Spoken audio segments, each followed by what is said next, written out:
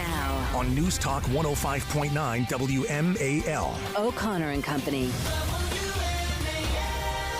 It's 7:06 on this Tuesday morning in your nation's capital. Thanks for tuning into O'Connor and Company on WMAL. Coming up at 7:35, Fairfax County Supervisor Pat Herrity joins us. And at 8:05, Phil Wegman. I'm Larry O'Connor. She is Julie Gunlock. Are you ready, Julie? Are you ready? I'm ready? All set. This is set. huge. This is Excited. big. This ad just hit. Take a listen. This is the scariest sound you will hear when you live in a communist country. This is the last sound my parents heard when their fathers were taken away in the middle of the night, and they never saw their loved ones again. That's the sound of losing your freedom, the sound of always living in fear. That's my family's real life story. We escaped from Vietnam just days before Saigon fell to the communists. We were given a new life in the most generous country on earth. America saved my life. I graduated from the United States Naval Academy. I earned a master's in physics and fellowships at MIT and Harvard before the left replaced merit with racial quotas. I spent my life trying to repay my debt to America, my country, our country, with 25 years of service in Navy Special Operations, combat in Iraq, Afghanistan, and Somalia. But now our country has taken a dark turn. Yeah, that knock is being heard here in this country. That's just the first part of this 3-minute announcement ad from Hung Cao, who just laid out his extraordinary biography, and now he wants to tell you the next step in his life. Hung Cao, thanks for joining us. What's up? Larry and Julie. Well, Larry, I'm glad you finally show up to work for once in a while here. Wow, nice. Man. I deserve that. No, I you know what? I waited for my announcement just for you to come back because you're my first. Oh, well, we're honored to hear it, but I want to hear it from your lips directly, live here on O'Connor and Company. Hung Cao, what's your announcement? Larry, I am running for the U.S. Senate in Virginia, and I will defeat Tim Kaine. Oh, there it is. That is great. All right. So we got a lot to unpack here. First of all, let's talk about this ad, because you're obviously, with that very powerful knock on the door of the totalitarian, authoritarian, communist regime in Vietnam, terrorizing you, your family, and so many others in that nation. You are now saying that now you're hearing that faint knock on the door here in America, maybe not so faint. What are you saying? Well, I mean, if you don't think it can happen to you, I mean, look around. I mean, they arrested a pro-life activist in front of his family at gunpoint. You know, they're seizing the records of gun owners, legal gun owners, our social security numbers, our names, addresses. I mean, when does it stop? Yeah. And, Tim Kaine has always fashioned himself. I think he's thrown it out the window now. But his journey as a Virginia Democrat has always been, I'm a pro-life Catholic. I'm a moderate and reasonable. I'm not like those crazy left wing. Tell me about the Tim Kaine of today and how you're going to run against him on these issues. Well, I mean, he on the outside he looks like a nice guy, right? But it's like saying, "Hey, I'm a nice dictator." I mean, he's I'm a benevolent murderer or something like that. I mean, it's just one of those things where he says one thing, but he votes 100% the other way. He's so extreme that on every issue he is the left. Tim Kaine, is a senator. He represents Virginia. And Virginia became this lightning rod of parents' rights. We were often in the national media because of what, especially Northern Virginia parents, protesting against school closures and extended masking. And Tim Kaine was totally quiet, totally silent during that, when parents were begging the schools to open, begging to unmask the kids. He stayed totally silent unless he was supporting these efforts to keep kids out of schools and keep them masked. I mean, do you plan on making parents' rights? Because to me, this is a winning argument, a large part of your race or your campaign here. No, you're absolutely right. I mean, parents deserve rights. I mean, I don't think the founding fathers ever thought, we probably need to put a parents' rights clause in here. Yeah, but here's the thing with Tim Kaine. He's never won a race on his own. He's always rode in on someone's coattails, right? To be lieutenant governor, he rode in on Mark Warner's coattails. Then Mark Warner pulled him up. But remember, Tim Kaine was on the last hit to be Obama's running mate. But because he got nothing done as a governor, they pushed him aside, and he basically became the DNC chairman. And then he rode in on Obama's 2012 victory over Romney to become the senator. And in 2018, that was just the worst year for all Republicans. I don't think Tim Kaine knows what a real fight looks like. Hung Cao is our guest, and he's just announced right here as his first announcement that he will be running for the United States Senate in 2024 against Tim Kaine. And but first you have to get the Republican nomination, and there are going to be some other Republican candidates, Hung Cao. And one of the arguments that they might make is this. Listen, you're a great guy, great candidate, well-funded. You couldn't be Jennifer Wexton in the 10th District. What makes you think you can win statewide against Tim Kaine? Oh, here's the math on this, okay? I'm Asian, so I'm great at math. Oh, great. Now I'm going to get in trouble for that. Oh, I'm sorry. No, look, we took a Biden plus 19 district down to less than 6%. That's a delta of 13%. Joe Biden only won Virginia by 10%. Mm-hmm. And so that means we have this state by 3%. We just need to mobilize everybody. We have to get everybody out there and vote. And there's a southern part that's very mad and very angry right now. And we're gonna concentrate on the South. But also, the Virginia, I have a strong following in the 10th district. But if you go out in the 11th and the 8th district, there's an even stronger following that wish they could have voted for me last time. You're also, as you say in your ad, you just said yourself, you're Asian. You're an immigrant from Vietnam, a refugee from that war-torn nation. There is a growing Asian American population in Virginia, most importantly in the very vote-rich Northern Virginia area, where I hear often from them that they do not feel represented in any way whatsoever by this new Democratic Party, by this leftist agenda. How do you reach across the aisle to them? How do you reach out and say, listen, I know you probably just by default voted Democrat in the past, but let me show you another way? Well, we did it with the Vietnamese community. I think with the Chinese community, we made a lot of headways, and also the Korean community. The Indian community is really angry about the school and the lack of meritocracy. And here's the thing: you can be famous three ways, right? Be the first, the best, and the only. And I hate the first because you always look at, well, hey, I'm the first Vietnamese guy with one leg, two eyes or whatever. But because we need to concentrate on being the best. Because that's the only way we can be the only country in the world where you come here with nothing and achieve everything.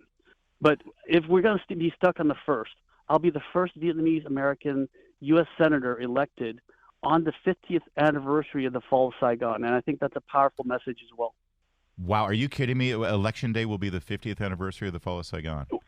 Well, I'm sorry. The inauguration will be on the 50th anniversary. Yes. Wow. Yes, the year. That is powerful. All right. Can you hang on? This is a big deal, Hung Cao, and I've got more questions for you that would pertain not only to the election, but also your policy positions on some things that you'll have to face as a senator. Can you stick with us for one more segment? Of course. Yes, sir. Excellent. Candidate for U.S. Senate in Virginia, Hung Cao, will continue with us for one more segment, but let's get you where you need to go. We continue here with Hung Cao, who has just announced that he's running for Senate in Virginia. By the way, you go to the website. It's hungforva.com. Hungforva.com. You'll see a picture of his gorgeous family, which, by the way, no offense, it has nothing to do with you. Your incredible, beautiful wife was such a mainstay during the campaign, and she's on board with this because, that was a rough campaign that you went through last year. It was really rough, and it took a lot of prayer and petition together to come to this decision. They were doing all sorts of stuff. They were following her home, from Clifton all the way from Percival. It's like, it's just crazy. You're like, my gosh, what's wrong with you? But also, I wouldn't follow a woman that can shoot better than me. Well, she did marry a Navy EOD guy. Let's face it, and you retired as a captain from the Navy. That means obviously the military, the use of our military, is very important to you. I'd love for you, as a potential U.S. Senator, to comment on some of the very important decisions that you might face should you be in that storied institution. And right now, all roads lead to Ukraine. What is your position on the current administration's policy on Ukraine and the very active debate within the Republican Party about our commitment to that cause?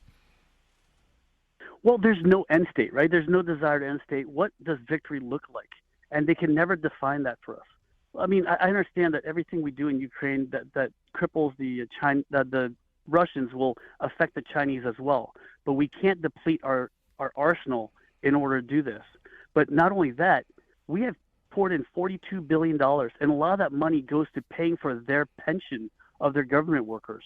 There needs to be checks and balances. It's almost like the homeless guy who refuses to get vouchers for a Big Mac at McDonald's. They just want money.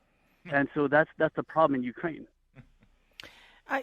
On this sort of a similar thread here, military recruitment is just so low. It's actually really frightening in terms of our military readiness. What advice do you give young people? I'm interested because my own son is very interested in going into the military. But what would you do if elected to help alleviate some of the problems with recruitment? That's a great question, Julie, because the problem we have is that nobody feels like their nation's standing behind them, right? I mean, yesterday there was a young lady who testified in the Senate because she was being forced to be in birthing with biological men, and that's a problem, or when we leave people behind. What happened in Afghanistan? I mean, I was there 6 months before the fall. And watching us leave, those young Marines, that sailor and that soldier out in the gates to be killed, that's just not how we do business. And unfortunately, that's what happens when you have a guy who doesn't know what he's doing over there. Yeah. What do you think is Tim Kaine's biggest vulnerability? Because people will look at this and say, "Oh, Tim Kaine's unstoppable. He was governor. He's been senator forever. He was on the ticket for Hillary at the national level. He's got all the fundraising. He's got the power of the Democratic Party." In a presidential election year, there's going to be enormous attention on Virginia, as now that Glenn Youngkin is governor, it is absolutely a legitimate swing state. So what do you think is the vulnerability? How do you beat Tim Kaine? Again, I don't think anybody can put their finger on what Tim Kaine's done for you. It's almost like an office space. What would you say you do around here, Tim? He hasn't done a lot of things, right? He hasn't done anything. It's just like, look, you've been in various offices for 30 years. Like, don't go away, Matt. Just go away. Here's your gold watch. Have a nice life. But let's get people in there that's going to willing to fight for us. That know what families want. Not entitled people. We don't need more bureaucrats. We don't need career politicians. We need someone that's going to go in there, do their job, and get out. Hung Kao. This is a pretty exciting moment, I think, for the race. And like I said, we welcome the other candidates for the nomination. But everybody who watched your campaign in the 10th said that you were the one that should have been. You were the guy that most national Republicans said, keep an eye on Hung Kao. And you have a pretty good war chest. You know what it takes to raise the money. And I know you put a lot of thought into this. So listen, thank you for stepping up and continuing to serve the nation. This is really going to get national attention. I hope you're ready, because if you weren't put through the ringer last time, you sure will be this time, because the Tim Kaine machine is formidable. Yeah. Thank you, Larry. I mean, I've been shot at. I've been blown up. This is nothing to me. And honestly, thank you so much for having me on here. Again, like you said, go to hungcowforvirginia.com and you'll learn all about our campaign. Yep. And I just, real fast, it's hungforva.com. Hung for V, or at least that's the one they gave me, and that's what it looks like. I don't want to get the wrong website there. No, that's all right. Yeah, that's all right. And our best to your family as they embark on this new endeavor. This is going to be a very exciting. Gosh, what is it? 15 months. We're ready. Let's buckle up. Thanks, Hung Kao. Congratulations. Good luck. Thank you, Julie, and thanks for coming to work, Larry. You know what? So gratuitous. I love it. Yeah. I'll remember this when you take a luxurious vacation, Kao. Yes, sir. Thank you. Yeah, sure. Take care. it's because my daughter. He's my favorite. It's because my daughter went to the Naval Academy, and they think that they can just, harass me and make fun because they all tease each other. But I'm very sensitive. You get a little ribbing, Larry. We were all a little jealous about your vacation. Just let it go. Well, as usual, we will listen. I make no bones about the fact that I'm a big fan of Hung Kao, and I really was all in for him against Jennifer Wexton.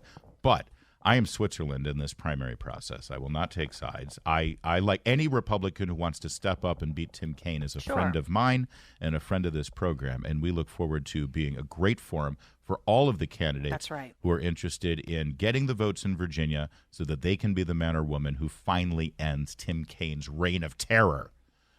It's 7:23. Coming up on O'Connor and Company, Pat Herrity, Fairfax County Supervisor, on a brand new Democrat tax increase. WMAL-FM, Woodbridge, Washington, a Cumulus media station. Making sense of the news. News Talk 105.9. News now On News Talk 105.9 WMAL. O'Connor and Company. It is 7:36 on O'Connor and Company, and if you missed the last half hour, you missed Hung Kao making his announcement that he will be running for the Republican nomination so that he can run against Tim Kaine for the United States Senate. It's kind of a big deal, and we're glad that Mr. Kao made his announcement right here on our program. Also coming up later this morning, we're going to check in at 8:05 with Phil Wegman, latest out there on the Biden administration, the White House policies, investigations, all that jazz. It's Larry O'Connor alongside Julie Gunla. Julie. Good morning. You are, of course, the Duchess of Alexandria City, where you have your whole host of political issues there. And I often wonder, pick your poison, Alexandria or Fairfax County, because it's a tough choice. It really is, because Fairfax has its own slew of problems. One thing Fairfax has going for it that you don't is they have at least one common sense Republican sitting on the Board of Supervisors. Yes. One guy. That is true. Just one guy. And he does some great work sometimes against all odds. He, of course, is Pat Herrity, member of the Fairfax County Supervisor, and he joins us now. Thanks for joining us, Mr. Supervisor. Absolutely. Thank you for having me, Larry and Julie. Well, I think last time we had you on, you were warning of this property tax increase coming down the lane, and, well, here it is. The bill's coming, as they say, at the end of the month. What should Fairfax County residents expect? Yeah.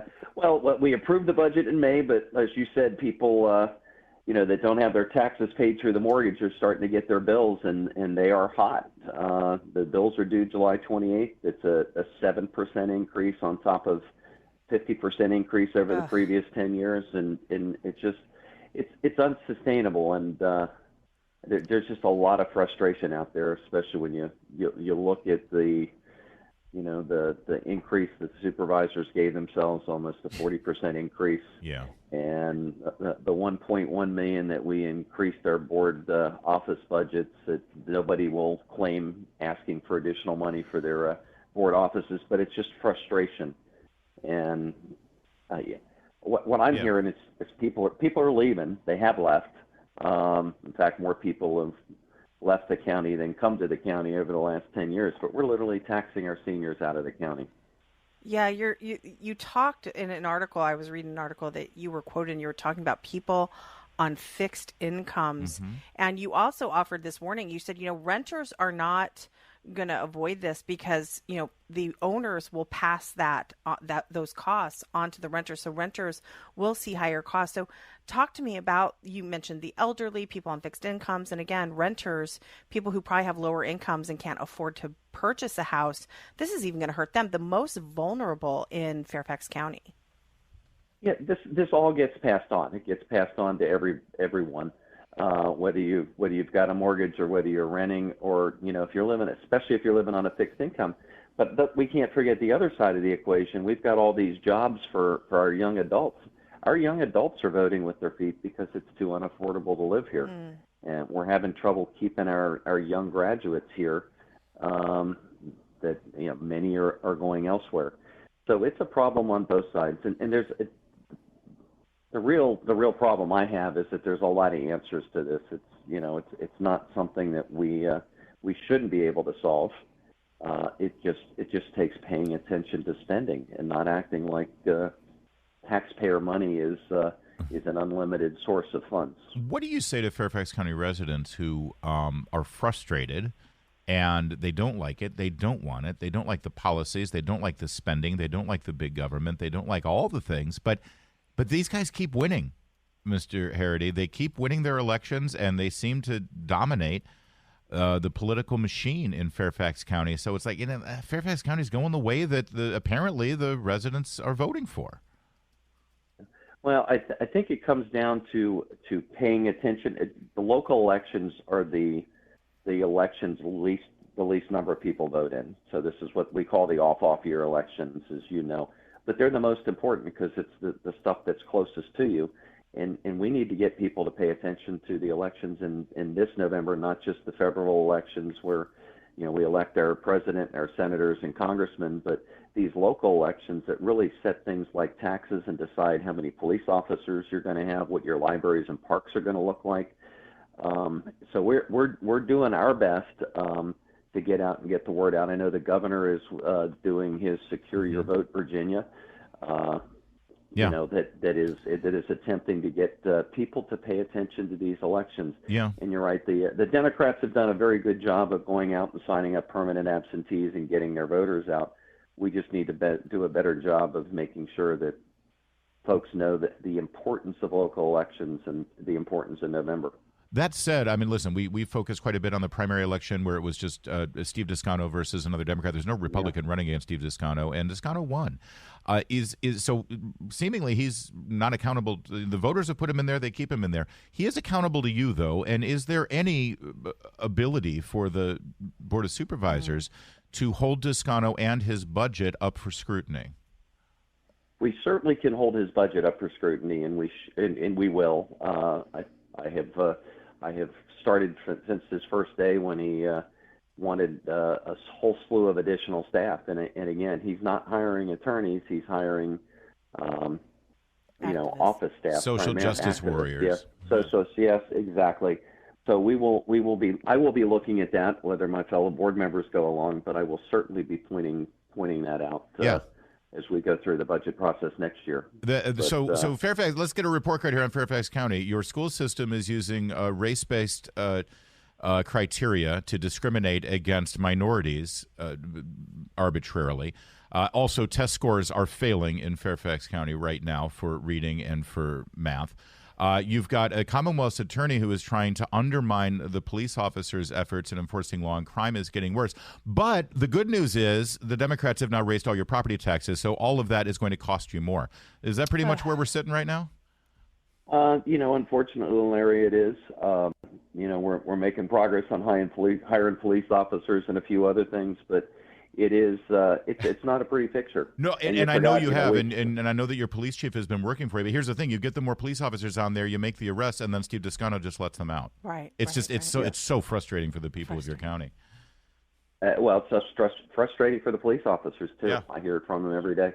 I mean, they go out and do their jobs, and people get let free, or the prosecutions get botched, as they did in the case of the driver from the DC driver, drunk bus driver from Cox Farm. Right. Yeah. Well, listen, Supervisor Pat Herrity, maybe if they haven't been paying attention, there's a lot going on and they're distracted by things. Maybe when they get that property tax bill at the end of the month and they get that sticker shop, they're going to start asking questions. And the answers are right there. That's why we keep talking about it. Pat Herrity, thanks for joining us. Thanks for continuing the fight as best you can. All right. Thank you so much, Larry and Julie. You bet. Have a good day. 7:40.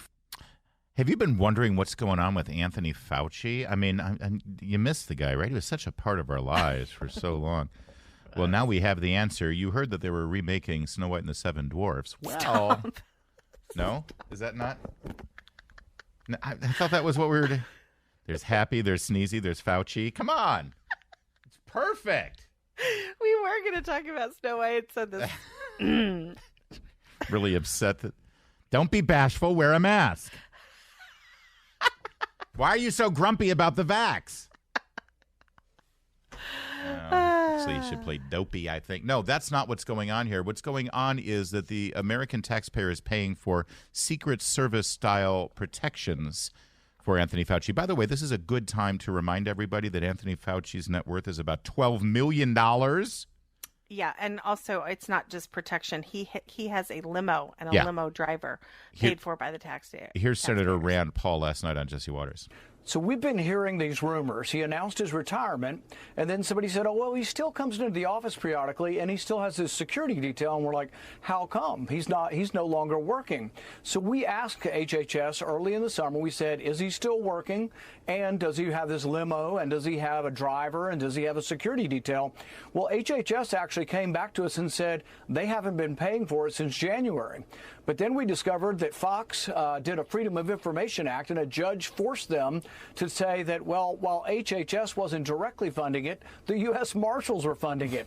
So can you imagine, we asked the government, are you funding his limo and his driver and his security detail? And they say, oh, we're not doing it. Oh, but somebody else is doing it, and then we're reimbursing them. So it's a terrible example of the government lying to its representatives and to the people, but also, why is a retired guy? The only retired official I know of that gets this kind of treatment is a former president. So I have no idea why this bureaucrat still has a limo driver, security detail, and we want to know, does he still get legal representation? Because I think he may need that eventually. Yeah, I'd like to see that legal representation. But and then people say, well, listen, there are death threats against him from all the crazies out there, and so he needs to have the security. First of all, he can afford his own security, number one. He's a wealthy man. Yeah. He is a wealthy man. But number two, and I know this might sound controversial, but you know how you avoid getting people angry and getting them so upset that you actually feel threatened at somebody? Listen, I get threats, okay? But you know, one of the ways that you do it is when you're working for the government is that you actually have in mind the fact that you are accountable to the American people, to the taxpayer, to the citizen. This is a guy who actually said, my priority is not the Constitution. He said that under oath when he was being questioned about his policies. Then he lies, then he gaslights, then he says he never did anything with this level of arrogance and disdain for us. You know how you avoid angering people to the level that you feel you need security? You don't act this way but when Larry, you're supposed to be a servant. I even doubt all these claims of threats, okay? Because the Democrats, if you say, I'd like you to open the school, the DOJ considers you a terrorist, okay? So let's not forget that the left thinks that any objection to their agenda is a threat, okay? So, I just find all of this a little overblown. I don't, but again, it doesn't really even matter because the man, his wealth went up 30% during the pandemic. He profited off this, off the people who died alone and the kids who ended up committing suicide because they were so lonely and so isolated. He profited off of this. Let him pay for his own security and his own limo driver. And let me tell you something. The government official that lied to the Paul staff, to Senator Senator Rand Paul. Sarah Rand Paul, sorry. Yeah. That person should be fired. Thank you. That person should be fired. We always sort of forget the follow-up. I hope they do follow up on this and find the people who lied about this because that's because obstruction. no one ever gets held accountable for That's right. anything. And it's remarkable to hear a U.S. senator talking about the government. Rand Paul saying, well, the government said this and the government said, we're the government. We're the government. We, the people, are the government, and we're our senators. But Rand Paul even has to say, it's not me, it's the government. Senator Paul, you're the government. Take it back. Take back control.